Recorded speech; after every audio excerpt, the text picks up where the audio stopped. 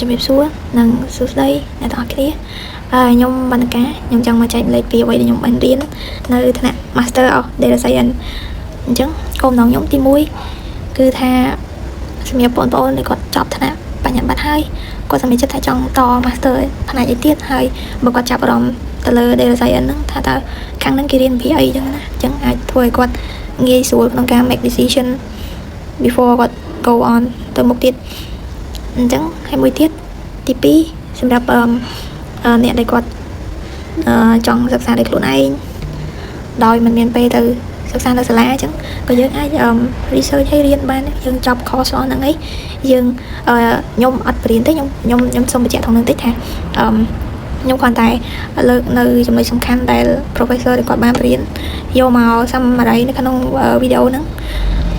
ហើយឲ្យអ្នកនរគ្នាទៅ research បន្ថែមខ្លួនឯងតែលេខទៅប៉ុណ្ណឹងអញ្ចឹងអ្នកដែលគាត់ចង់រៀននៅផ្ទះខ្លួនឯងគាត់មើលចំណុចអស់ហ្នឹងគាត់អាចយកទៅ research ឲ្យរៀនតាមហ្នឹងអញ្ចឹងបានថាគាត់មានចំណេះដឹងស្មើនឹងថ្នាក់បញ្ញត្តិបត្រដែរបន្តមកទៀតខ្ញុំនឹងណែនាំខ្លួនខ្ញុំតិចទេខ្ញុំជាសិស្សរៀននៅសាកលវិទ្យាល័យភូមិន្ទភ្នំពេញហើយនៅផ្នែកមហាវិទ្យាល័យវិស្វកម្មដែលចប់ខាង IT Engineer ដាក់ Bachelor ដែលខ្ញុំចប់ហ្នឹងគឺឆ្នាំ2024ជូនហ្នឹងពេលហ្នឹងខ្ញុំឡើងការពារproject របស់ខ្ញុំឯងប្រឡងហើយការពារការហ្នឹងមានអ្នកធ្វើ thesis ហើយនឹងធ្វើ project អ្នកគ្នាអញ្ចឹងបានន័យថាអ្នកជាប់ពី top 10បានន័យថាtop 1 ដល់ 10ហ្នឹងធ្វើ thesis កាលហ្នឹងខ្ញុំជាប់ដូចជា top ដូចជាលេខ5ហ្នឹងឯអ្នកគ្នាប៉ុន្តែខ្ញុំបោះបង់អត់ធ្វើ thesis ទេខ្ញុំចង់ធ្វើ project វិញខ្ញុំក៏រើសមកធ្វើ project វិញដោយសារថា thesis គេអត់រៀនទេប៉ុន្តែខ្ញុំចង់រៀនណាបានន័យថាឆមាសចុងក្រោយនៃឆ្នាំទី4ហ្នឹងគេអត់ទៅរៀនទេគេនៅផ្ទះដើម្បីធ្វើ project ធ្វើ thesis ហ្នឹងមកប៉ុន្តែអ្នកក្រៅពីហ្នឹងគាត់ទៅរៀនហើយគាត់ប្រឡង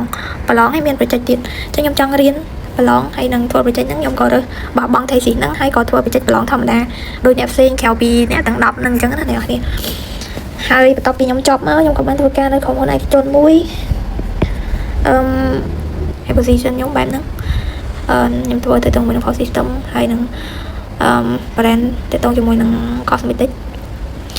តែកាយរបស់ខ្ញុំគាត់ជាជនជាតិជប៉ុនចឹងគាត់មាននាំ cosmetic មកអូបទេយើងចឹងណាហើយមួយទៀតក៏ Power System មាន sell Power System ចឹងខ្ញុំកាន់ទៅពហុការងារខ្ញុំមិនដឹងថាជា position អីទេអ្នកនរគ្នាវាវល់ពេកគ្រប់មុខតែបន្ទាប់ពីខ្ញុំធ្វើការបានមួយឆ្នាំខ្ញុំក៏តនៅ Master ឆ្នាំ2025ហ្នឹងតែចុងឆ្នាំខ្ញុំក៏មានកំណត់ថាចង់ share ហ្នឹងពីព្រោះថាមុននឹងខ្ញុំចូលហ្នឹងខ្ញុំ research មើលដែរជួនកាល course syllabus នៅក្នុង website របស់សាលាអត់ដូចអ្វីដែលរៀនជាក់ស្ដែងអញ្ចឹងឬថា update អត់ទាន់បាន update អីអញ្ចឹងទៅអញ្ចឹងចូលមកដល់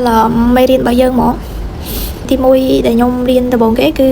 អំពី Mochia operating system ហើយអ្នកគ្នាដឹងថានឹងគេអីអញ្ចឹងតើតោះជាមួយនឹង course topic ហ្នឹងមានដូចជា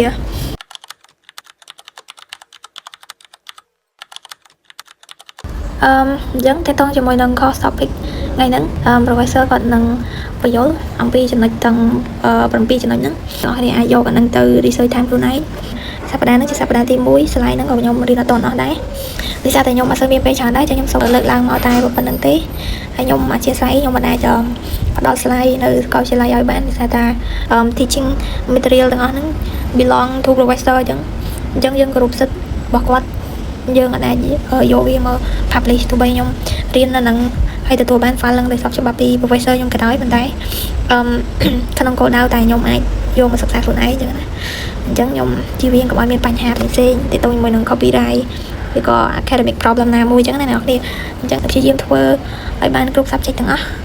ហើយនឹងខ្ញុំនឹងឆ្លៀតធ្វើនៅពេលដែលខ្ញុំចេញពីសាលាដោយសារតែខ្ញុំធ្វើការផងរៀនផងដែរអញ្ចឹងអត់សូវមានពេលនិយាយបានច្រើនទេហើយខ្ញុំក៏មាន assignment មានអីធ្វើច្រើនអញ្ចឹងសូមអធិស្ឋានផងអ្នកនរគ្នាអរគុណច្រើនជួបគ្នាវីដេអូក្រោយ